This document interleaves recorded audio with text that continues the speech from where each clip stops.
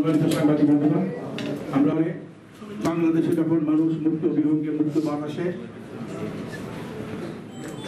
Camera সত্য উদ্ঘাটনে কাজ করছে, যখন তরুণ প্রজন্মের টুর্নামেন্টের নামে শহীদ জিয়ার নামে সম্মানে এই ধরনের কর্মসূচি দেবব্রত পাল উনি বিএনপির ছাত্র বিষয়ক সম্পাদক, আমাদের প্রাণের স্পন্দন দেশনায়ক তারেক রহমানের হিরণময় হাতিয়া শহীদ জিয়াকে আবারও নতুন করে যে জিয়ার নাম মুছে ফেলা দেওয়া ষড়যন্ত্র হয়েছিল, তারা কাজ করছেন। খেলাধুলার মাধ্যমে যারা আবির্ভূত হয়েছেন, রফিকুল ইসলাম আমার চেয়ে বেশি তারা ভালো খেলবেন। আমরা যারা রাজনীতি করি তারা খেলাধুলা খেল দেখলেও যারা ক্রিকেট প্রেমী অপিকে তারা ভালো করে হবে।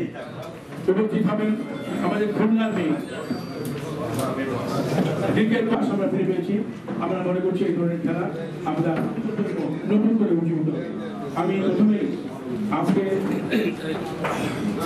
এই ক্রিকেট টুর্নামেন্টের বিষয়ে উদ্দেশ্য সম্পর্কে আমরা বিস্তারিত অবগত করেছি আপনাদের সকলকে।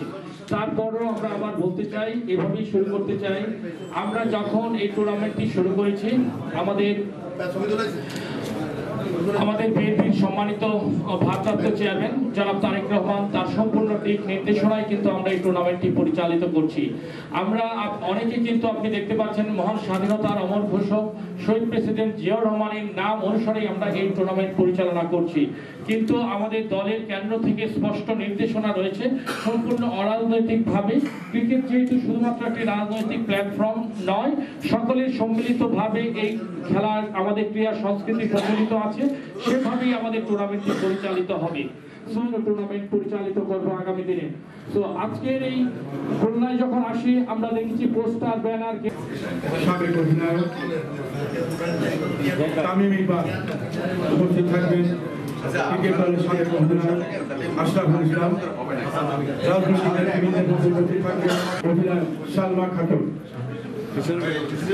এখানে আগামীকাল সকলকে আপনারা মাঠে পাবেন। বিএনপির ছাত্র বিষয়ক সম্পাদক, খুলনার নেতা কর্মীদের প্রাণের স্পন্দন। আমরা এই বিষয়ে আমরা আমাদের কথা বলবার জন্য বিশ্বাস করি, মানি। আমাদের সেই প্রাণপ্রিয় নেতা, আমাদের শহীদ রাষ্ট্রপতি জিয়া রহমানের কনিষ্ঠ পুত্র আরাফাত রহমান কোকোকে, উনি কখনোই রাজনীতি করতেন না, কিন্তু খেলোয়াড় হিসাবে বটেই, সংগঠক হিসাবে বাংলাদেশ ক্রিকেটকে কিভাবে আধুনিক পর্যায়ে নিয়ে যাওয়া যায় নক্লান্ত পরিশ্রম করেছে।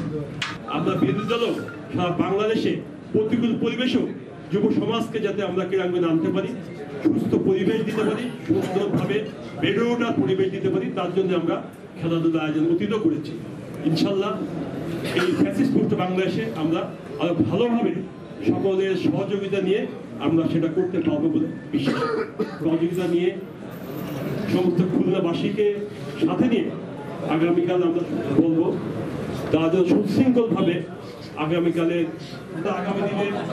সুন্দর খুলনা বিনির্মাণে যাতায়াত শহর এটা আমাদের যারা আয়োজক থাকে এবং খুলনা বিভাগ সকল প্রকার আমাদের লোক ভাই নেতৃত্বে হোটেল সহ যে ব্যবস্থাপনা আছে